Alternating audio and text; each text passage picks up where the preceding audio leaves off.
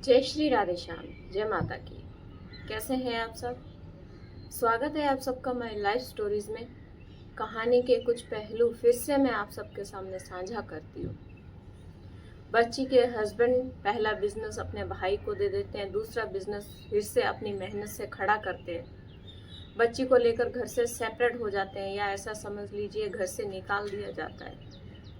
माता पिता बच्ची के साथ रहते हैं, सास ससुर बच्ची के साथ रहा करते हैं। बच्ची को लगता है चलो, माता पिता ने जब अपने पैसों से बिजनेस करवाया था तो कुछ रोक टोक थी, अब कम से कम अपने माता पिता को तो परेशान नहीं करना पड़ेगा कि मुझे चूड़ी चाहिए, बिंदी चाहिए, या मुझे नहाने के लिए साबुन चाहिए, या सिर में लगाने का तेल चाहिए। कम से कम अपने माता पिता को ये तो नहीं कहना पड़ेगा। और बच्ची ने माता पिता से वो सामान लेना बंद कर दिया कि अब मैं अपने पति की कमाई का कुछ खरीद सकती हूँ, क्योंकि पति ने अपनी मेहनत से खड़ा किया था। उन चीज़ों के लिए तो बच्ची को कुछ राहत मिल जाती है कि मायके से अपने माता पिता से वो हर सामान लेना बंद कर देती है। पर बच्ची के हस्बैंड जो बिजनेस करते हैं, उस शोरूम में, उस बिजनेस में हर वो सुविधा होती है जो बच्ची को चाहिए हो। पर बच्ची को परमिशन नहीं थी कि बच्ची अपने पति की ही शोरूम से या बच्ची के ही बिजनेस से कुछ अपने लिए खरीद सके या ले सके। सास ससुर उसमें भी ध्यान रखा करते थे, यहाँ से बहू ने कुछ लिया तो नहीं।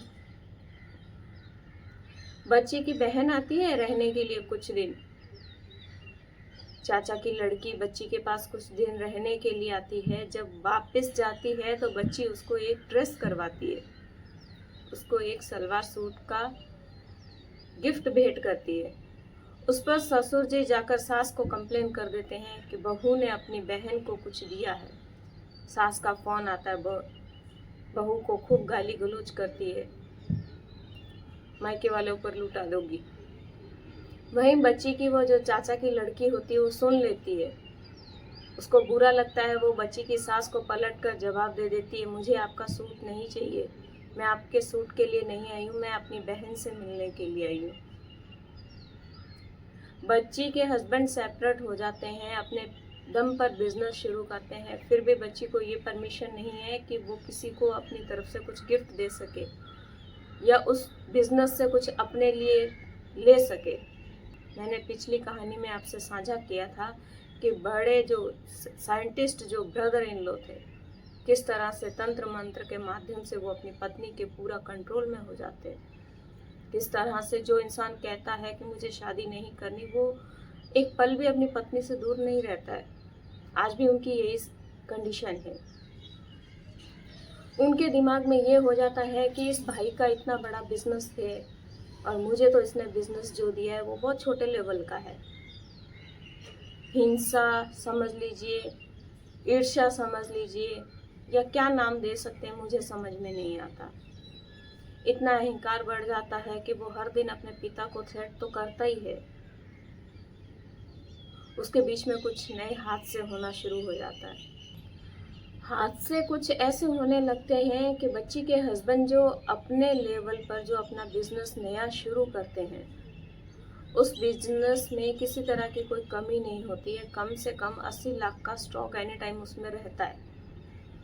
बड़े भाई को ईर्ष्या इतनी होने लगती है कि वो काउंट करने लगता है, इसका इतना बड़ा व्यापार है, मैं छोटा व्यापारी हूँ, एक ही शहर में रहते हैं, ये राजा की तरह रहता है, मैं ऐसे क्यों रहूं।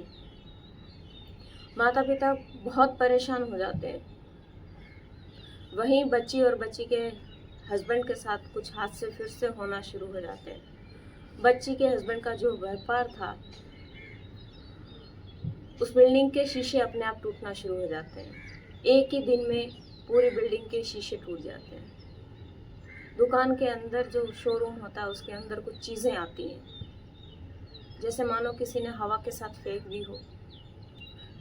उस समय तक बच्ची को और बच्ची के हस्बैंड को कुछ समझ में नहीं आता है कि ये क्या है। दुकान कपड़े की थी, दूसरे ही दिन दुकान में आग लग जाती है। ईश्वर का शुक्र होता है कि वो आग फैलती नहीं है, बच जाती है। धीरे धीरे वहां से बच्ची के हस्बैंड के और बच्ची के लाइफ में फिर से एक नया स्ट्रगल शुरू होता है। असल स्ट्रगल अब शुरू होगा। बच्ची के हस्बैंड गाड़ी लेते हैं, बच्ची को परमिशन नहीं होती है कि वो उस गाड़ी में बैठकर किसी मंदिर के दर्शन कर सके, क्योंकि सास ससुर का पूरा कंट्रोल होता है। अलग हो गए तो क्या हुआ, है तो मेरा बेटा। बच्ची को उनके शोरूम से बच्ची को कुछ लेने की परमिशन नहीं होती है। बस फ़र्क इतना सा आ जाता है कि बच्ची अपने पिता से जो सामान मंगवाया करती थी वो रुक जाता है, वो उसके पति उसको लाकर दे दिया करते हैं, पर परमिशन नहीं होती है कि तुम हमारे घर में किसी तरह का अधिकार रखोगी, तुम अपनी इच्छा से कुछ खरीद नहीं सकती। कुछ ऐसे हादसे होते होते बच्ची के जीवन में पूरी बिल्डिंग के कांच टूट जाते हैं, दूसरे दिन आग लग जाती है, उसके बाद बहुत बड़ी घटनाएं होना शुरू हो जाती हैं। कैसे घटनाएं शुरू होती हैं मैं आप सबसे अगली वीडियो में साझा करूंगी।